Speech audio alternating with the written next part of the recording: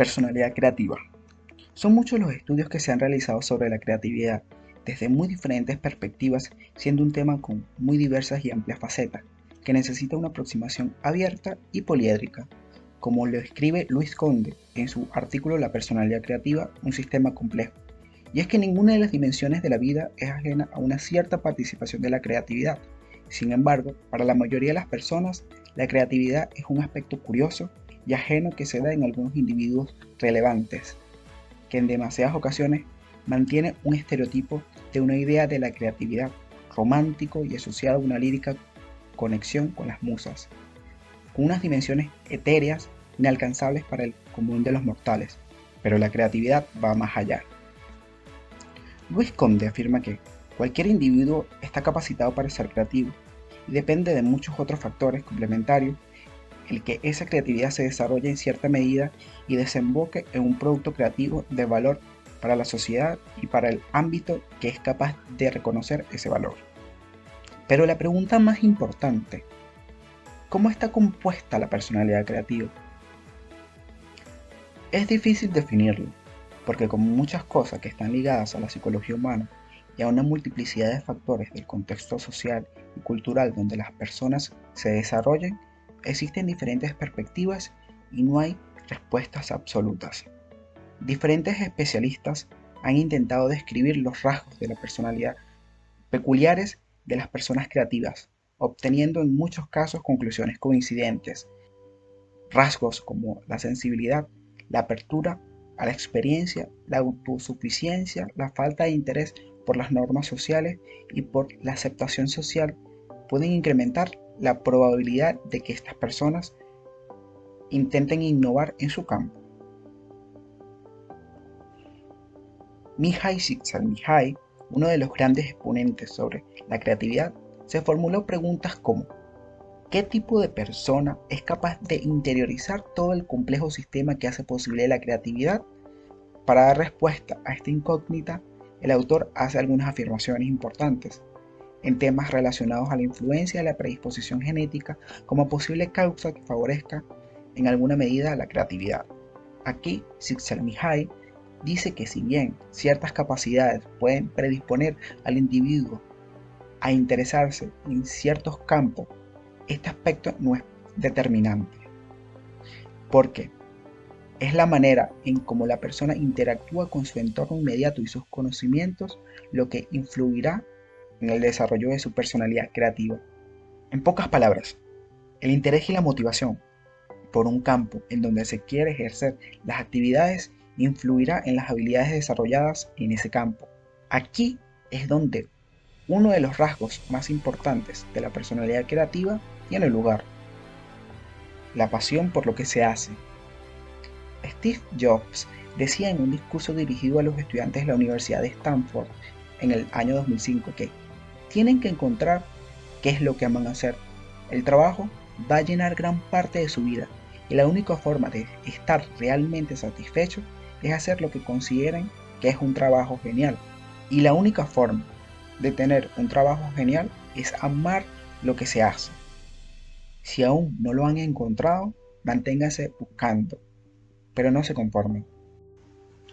De modo que serán la motivación y la perseverancia algunos de los rasgos delimitadores de la personalidad creativa. Entendiendo esto, podemos decir que no hay un tipo de personalidad creativa que se pueda asumir y explicar la creatividad por completo. Pueden existir ciertos rasgos de la personalidad que coinciden con una gran cantidad de creadores, pero eso no significa que la personalidad creativa está regida bajo ciertas características específicas. Csikszentmihalyi afirma que si tuviese que explicar la creatividad con una sola palabra sería complejidad. Tener la personalidad compleja significa ser capaz de expresar la totalidad del abanico de rasgos que están potencialmente presentes en el repertorio humano, pero que habitualmente se obvian, se reprimen, se desprecian o se anulan, porque apostamos por un extremo en perjuicio o deterioro del otro. Una personalidad compleja no supone neutralidad ni el término medio, más bien supone la capacidad de pasar de un extremo al otro cuando la ocasión lo requiere. Es de este análisis que el autor plantea 10 pares de rasgos aparentemente incompatibles como características de la creatividad que aplicaremos a la figura de Toyo Ito. El primero es energía física versus calma y reposo. Para Ito, el correcto equilibrio entre el tiempo de esparcimiento y el tiempo de trabajo es importante. Son estos tiempos de distracción durante actividades cotidianas o algún descanso los que proporcionan la tranquilidad necesaria para sumergirse en sus pensamientos. Algo que da fe de esto es el ambiente relajado que se respira en su equipo. A diferencia de las oficinas comunes en Tokio, así lo revelan la vestimenta y la libertad con la que sus colaboradores se expresan. Avispados versus ingenios. Es difícil encasillar el trabajo de Ito dado que ha ido pasando por distintas disciplinas, aunque se puede decir que sus proyectos se caracterizan por una influencia de la naturaleza y querer romper con los convencionalismos creando estructuras realmente complejas. Tanto es así que la mayoría de sus diseños tienen que ser simulados por ordenador para comprobar que realmente es viable su construcción. Su trabajo se caracteriza por querer fundir el mundo físico y lo virtual. Ito no permite que las limitaciones físicas obstaculicen sus intenciones de llevar a cabo ideas que pudiesen considerarse disparatadas. Más bien, utiliza a su favor su conocimiento para hacer posible lo imposible. Carácter lúdico versus disciplinado. En sus trabajos se puede percibir esa intención por sobrepasar los límites de la realidad, ese carácter poco convencional por desarrollar sus ideas, junto a un profundo deseo por ofrecerle al usuario una experiencia de otro mundo, combinándolo con su energía y pasión. Muchos autores, y hasta él mismo, hace hincapié en la disciplina y la entrega por sus obras. Fantasía versus sentido de la realidad. En relación a esto, para Ito siempre hay una cierta distancia entre las ideas del proyectista y el edificio construido. Él dice que un edificio real no pasa de ser un ejemplo imperfecto o una mera aproximación a las ideas arquitectónicas del proyectista. En pocas palabras, lo que nos quiere dar a entender es que el resultado final se distanciará irremediablemente de la idea original. Este distanciamiento tendrá lugar en el transcurso en donde se hacen realidad todas esas fantasías surgidas durante el proceso creativo de la idea original. Extraversión versus introversión. En el caso de Toyo Ito, su forma de hacer arquitectura es a través de debates e interacciones. Le gusta mantener un diálogo con el cliente, con su equipo, los ingenieros y hasta el ayuntamiento, con la intención de descubrir algo nuevo. En una de sus entrevistas dice que nunca llegas a ti mismo sin los demás. Escuchar comentarios inesperados, como piensa la gente, es un buen comienzo para mi inspiración. Acá podemos ver cómo el proceso creativo de Ito comienza a partir de la extraversión, del contacto y el debate con otros, lo que lo lleva a esa introversión donde termina de generar las ideas del proyecto. Humilde versus orgulloso.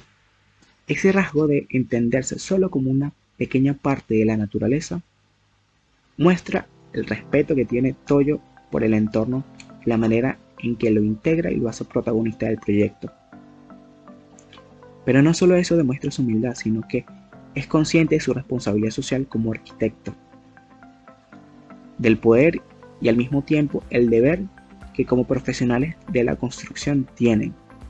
Esa noción de que su obligación como arquitecto es contribuir a la felicidad y a la resolución de los problemas de los hombres. Masculinidad versus feminidad.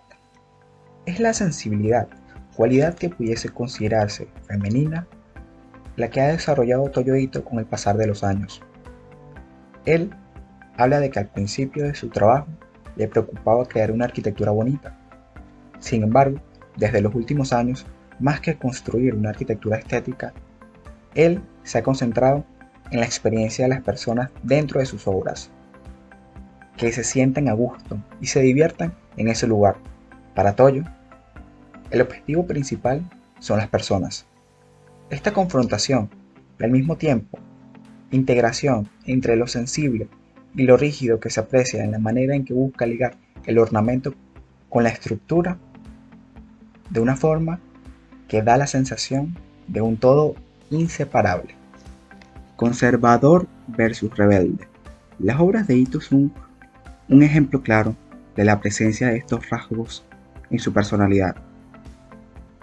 Él mismo dice que siempre he tratado de no tener un estilo para no tener que concentrarme en mejorarlo.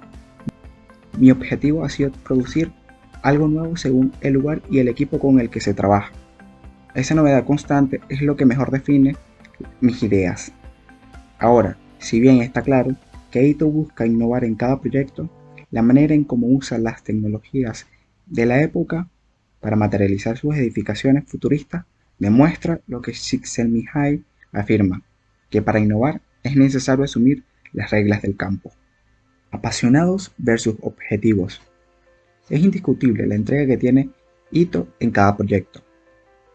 Una vez dijo que él nunca está satisfecho completamente de sus obras y que los conceptos solo pueden comunicarse eficazmente si, durante el desarrollo del trabajo, se hace un esfuerzo por eliminar las imperfecciones y por conseguir un modelo lo más puro posible. Esto nos habla de su exigencia propia y la autocrítica constante de su trabajo, de que posee una perspectiva que busca lograr el mayor grado de perfección posible en cada proyecto. Y para cerrar esta lista tenemos capacidad de sufrimiento versus el placer. Toyo cuenta que cuando empezó a trabajar en 1971, con 30 años, por esa época llegó la crisis del petróleo. No tuvo muchos encargos hasta cumplir los 45. Esa capacidad de sufrimiento la vivió al sentir sus sueños destrozados. Pero fue durante esos años duros cuando decidió, pese a todo, dedicarse a la arquitectura porque era su mayor placer. Y entendió que quienes son capaces de sobreponerse a periodos adversos tienen posibilidades de llegar a alguna parte. Con todo esto podemos concluir que los rasgos expuestos son difíciles de encontrar en la misma persona, pero como queda dicho anteriormente, el individuo creativo puede operar en los dos extremos de estas polaridades y en todos los posibles espacios situados entre dichos extremos. Toyo Ito presenta muchas de estas dualidades de manera acentuada en su percepción de fundir lo virtual con lo real, ofreciendo un ejemplo claro de las 10 dimensiones de la complejidad que propone Mihaly Csikszentmihalyi.